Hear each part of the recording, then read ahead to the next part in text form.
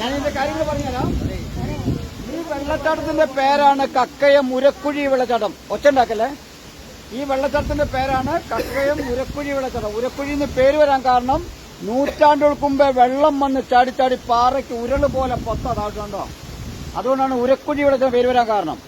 ഏകദേശം 600 അടി താഴ്ചയിലേക്ക് വെള്ളം പോന്നു. കോഴിക്കോട് ബീച്ചിൽ നിന്ന് 2500 അടി ഉയരത്തിൽ നമ്മൾ നിൽക്കുന്നു. ഈ വെള്ളം താഴോട്ടേക്ക് പതിച്ചു കഴിഞ്ഞാൽ പാറയുടെ മുകളിൽ കൂടിയല്ല ആദ്യം വെള്ളം ഒഴുകുന്നത്.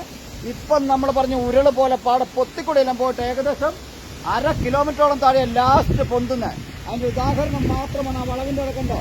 ഇടത്തുനിന്ന് വലത്തോട്ടെല്ലാം പതവള വീഴുന്നുണ്ടോ. പാറയുടെ മുകളിൽ കൂടെ വെള്ളം ഒഴുകി പോകുന്നില്ല.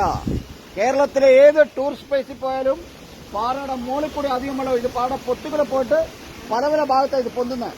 അതുകൊണ്ടാണ് ഏതെങ്കിലും ഒരു വിനോദസഞ്ചാരി മഴക്കാലത്തോ വേനൽക്കാലത്തോ ഇവിടെ കണ്ടുകൊണ്ടിരിക്കുമ്പോൾ എന്തെങ്കിലും സാഹചര്യത്തിൽ അപകടത്തിൽപ്പെട്ട് കക്കയം ഉരക്കുഴി വെള്ളച്ചാട്ടത്തിലേക്ക് വീണു പോയാൾ പോയി കൂടെ കാണാൻ വന്നയാൾ തിരിച്ചു പൊക്കോളൂ. കേരളത്തിലെ ഏക തെരച്ചിലില്ലാത്ത ടൂറിസ്റ്റ് പ്ലേസ്. പക്ഷെ അപകടങ്ങൾ സംഭവിക്കാത്തത് 5 മണി വരെ നിയന്ത്രിക്കാനും പറഞ്ഞു കൊടുക്കാനും ഗൈഡുമാരിവിടെ നിൽക്കുന്നുണ്ട്. ഇതുവരെയും ഒരു വിനോദസഞ്ചാരി അപകടത്തിൽപ്പെട്ടിട്ടില്ല. പക്ഷെ വെള്ളച്ചാട്ടം പുറലോകം അറിയപ്പെടാൻ തുടങ്ങിയത് അടിയന്തരാവസ്ഥക്കാലത്ത് കക്കയം ക്യാമ്പിൽ നിന്ന് പോലീസുകാർ ഉരുട്ടിക്കൊന്ന എഞ്ചിനീയറിംഗ് വിദ്യാർത്ഥി സഖാബ് രാജന്റെ ബോഡി ഉള്ളിട്ട സ്ഥലം നിങ്ങൾ കേൾക്കുന്ന പോലെ ഞങ്ങൾ കേൾക്കുന്നു എന്ന് പറയപ്പെടുന്നു. കേട്ടുകളിപ്പി മാത്രം. അന്ന് തൊട്ടാണ് ആളുകളെല്ലാം ഈ വെള്ളച്ചാട്ടം കാണാൻ വേണ്ടി പുഴ കടന്ന് കാട്ടിക്കൂടെ കയറി ആ താങ്ങി വെക്കുന്ന മരത്തെ പിടിച്ച് 76 മുതൽ ഇതിന്റെ യഥാർത്ഥ താഴ്ഭാഗമാണ്. അങ്ങനെയാണ് കക്കയോ മുരക്കുഴി വെള്ളച്ചാട്ടം പുറലോകം അറിയപ്പെടാൻ തുടങ്ങി. ഈ വെള്ളം ഒഴുകിപ്പോന്ന ഇപ്പം കരിയാത്തുംപാറ തോണിക്കടവെന്ന ടൂറിസ്റ്റ് പ്ലേസിലേക്കാണ്.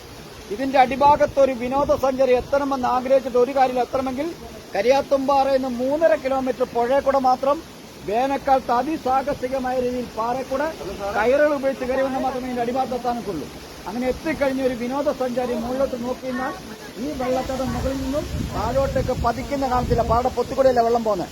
ഈ പാലം ഉണ്ടായിരുന്നെങ്കിൽ നമുക്ക് പാലത്തെ കയറി ഇതിന്റെ യഥാർത്ഥ കുഴിയിലേക്ക് വെള്ളം പോകുന്ന കാണാൻ വേണ്ടി തൂക്കുപാലം നിർമ്മിച്ച്. പക്ഷെ അത് പൊളിഞ്ഞു പോകാൻ കാരണം 2018 പ്രളയത്തിൽ കക്ക അണക്കെട്ട് തുറന്നു വിട്ടു. കാട്ടിലെ വെള്ളം കൂടി പാലം മൂടി വന്ന് വെള്ളം ചാടിയ 3 ദിവസം.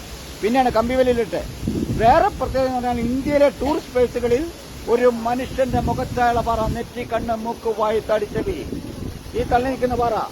ഇരുട്ടായി കഴിഞ്ഞാൽ ആന കാട്ടുപോത്തിന്റെ സെന്ററാണ്. റേഞ്ചും ഇല്ലാത്തതുകൊണ്ട് വിനോദസഞ്ചാരികളെ 5 മണി വരെ മാത്രമേ ഇവിടെ നിർത്തുള്ളൂ കേട്ടോ. ഓക്കെ.